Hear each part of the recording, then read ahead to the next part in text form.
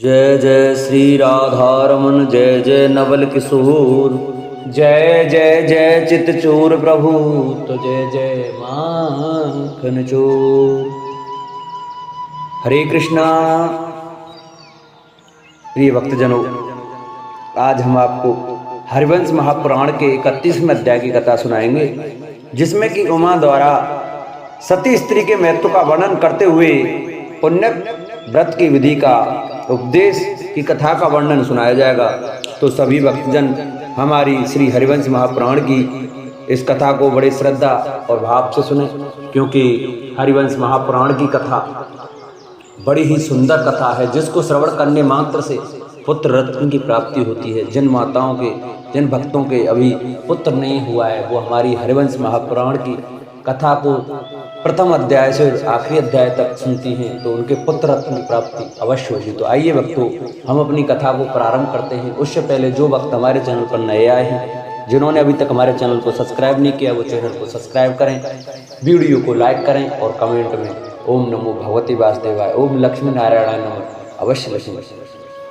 उमा बोली, पवित्र मुस्कान वाली देवी, मैं अपने पतिदेव की कृपा से सर्वज्ञा हूँ। तो भी पूर्व काल में पतिदेव ने मुझे इसका उपदेश दिया था, तभी मुझे इस शुभ पुण्यक विधि का साक्षात्कार हुआ। अरुंधति, तो मैं अपनी बुद्धि से इस बात को निश्चित रूप से समझ लेना चाहिए कि पुण्यक व्रत की विधि सनातन है। मुझे महादेव जी की कृपा से उसका दर्शन ज्ञान हुआ है। अनिंदिते, मैंने अपने पति बुद्धिमान भगवान शिव की आज्ञा से समस्त पुण्यकों का आचरण किया है। जिस नारी को सत्यत्व और धर्माचरण का अखंडित रूप से निर्वाह सदा अभिष्ट होता है, उसी के लिए पुरातन महर्षियों ने पुण्यकों की विधि का प्रतिपादन किया है। सुबह अरुंधति, असती नारियों के द्वारा भली भांति किए जाने पर भी दान और उपवास के पुण्य तथा पुण्यक निष्फल हो जाते हैं। जो स्त्रियां अपने पति को ठगती हैं, उन्हें धोखा देती हैं, जिनकी योनि जार संग से दूषित हो गई है, वे उस योनि दोष के कारण पुण्यक का फल नहीं भोगने पाती, नरक में ही गिरती हैं। जिनके आचार विचार शुद्ध हैं, जो पति को ही आराध्य देव मानती हैं, उनमें अनन्य भाव से अनुरक्त होती हैं, सदा धर्म के अनुष्ठान में लगी रहती हैं और सतियों के पथ पर ही चलती हैं, वे साध्वी स्त्रियां ही इस जगत को धारण करती हैं। जिनकी वाणी पर निंदा और असत्य आदि दोष से दूषित नहीं है, जो बाहर भीतर से शुद्ध रहने वाली हैं, जो धैर्यशालिनी तथा सुव्रत का पालन करने वाली हैं, जो सदा अच्छी ही बातें बोला करती हैं, वे साध्वी स्त्रियां इस जगत को धारण करती हैं।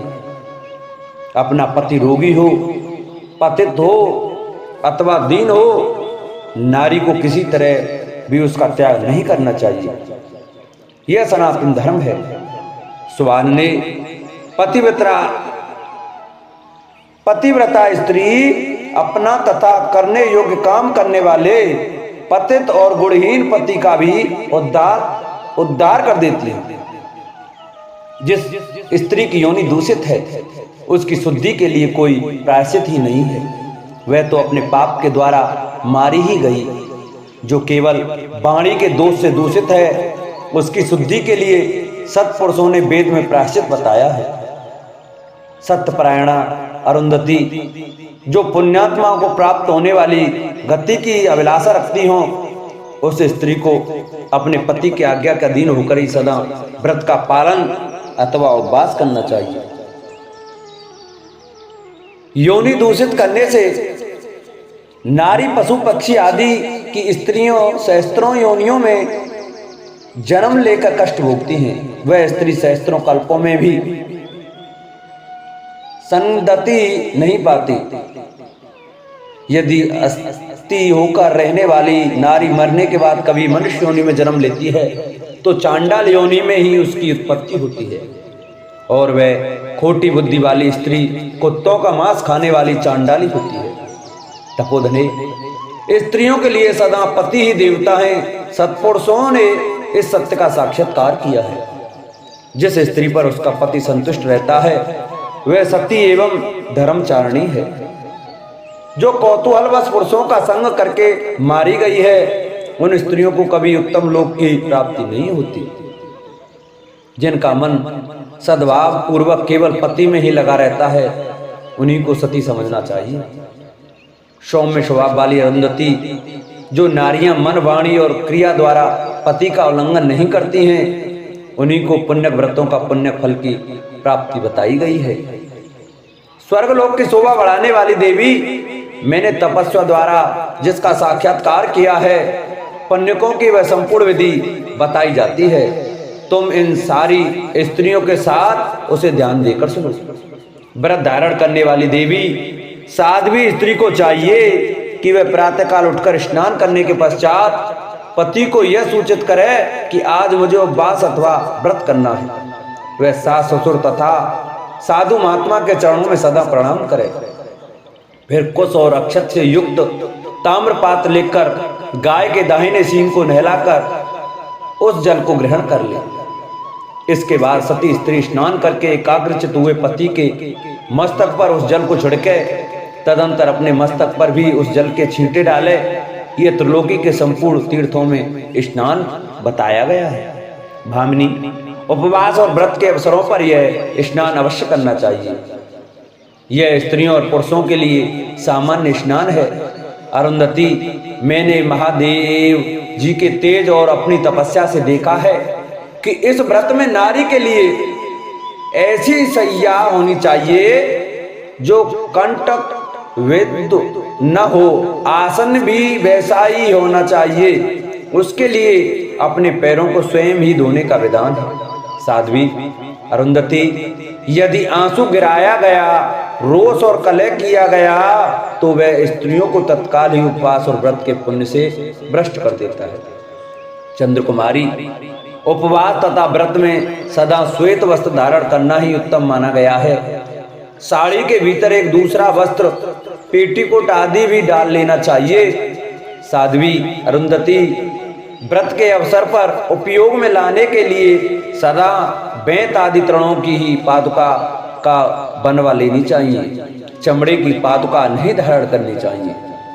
उपवास में भी यही विधि चलाई गई है। सती नारी को चाहिए कि यह व्रत तथा उपवास के अवसर पर अंजन, गोरोचन, भांत भांत के गंध और फूलों का सदा ही परित्याग करे। इस व्रत में नारी के लिए काट का दांतों करना, सिर के ऊपर से नहाना अथवा अंगों में उबटन लगवाना वर्जित है। सब प्रकार की शुद्धि के लिए मृतका के ही उपयोग का विधान है। बेल, हर्रे या आंवला तथा श्रीफल से जिसमें मिट्टी न मिली हुई हो, संयुक्त जल के द्वारा सदा ही अपने सिर को धोना चाहिए। सौम्य, इस व्रत में सिर का अभ्यंग अर्थात उबटन सा बेसन का चूर्ण लगाकर नहाना नहीं अच्छा माना गया है। पैरों अथवा समूचे शरीर में भी तेल न मले, यही मर्यादा मानी गई है। प्रत्येक व्रत और उपवास में बेल, ऊंट और गधों से जुते हुए वाहन का उपयोग वर्जित है। उसमें कभी नग्न स्नान नहीं करना चाहिए। सोमनंदिनी, नदी और झरने का जल उत्तम माना गया है। कमलों से मंडित सुंदर एवं विस्तृत पोखरे या बावड़ी आदि में जाकर स्नान करना सदा ही सब व्रतों से प्रशस्त है। जिसके लिए बाहर जाने पर रोक है वह पर्दे के भीतर रहने वाली नववधू नारी तड़ाग आदि में स्नान का सुयोग न मिलने पर घड़ों के जल से स्नान करे, वह नए घड़ों के जल से स्नान करे। यही प्राचीन विधि है। व्रत के सिवा अन्य अवसरों पर सिर के ऊपर से स्नान करना चाहिए। इससे तपस्या का फल प्राप्त होता है। इस प्रकार श्री हरिवंश महापुराण के अंतर्गत विष्णु पर्व में पारिजात हरण के प्रसंग में पुण्य विधि विषयक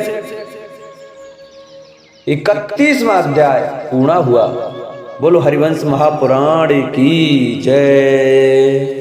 जिन भक्तों को हमारी ये हरिवंश महापुराण की कथा अच्छी लगी हो वो हमारी वीडियो को ज़्यादा से ज़्यादा शेयर करें, जिससे और भी भक्त हमारी ये हरिवंश महापुराण की कथा श्रवण कर सकें। जिन्होंने अभी तक हमारे चैनल को सब्सक्राइब नहीं किया है वो चैनल को सब्सक्राइब करें, बगल में घंटी का बटन अवश्य दबाएं, जिससे हम जो वीडियो नई अपलोड करें उसका नोटिफिकेशन आपके पास जरूर पहुंचे।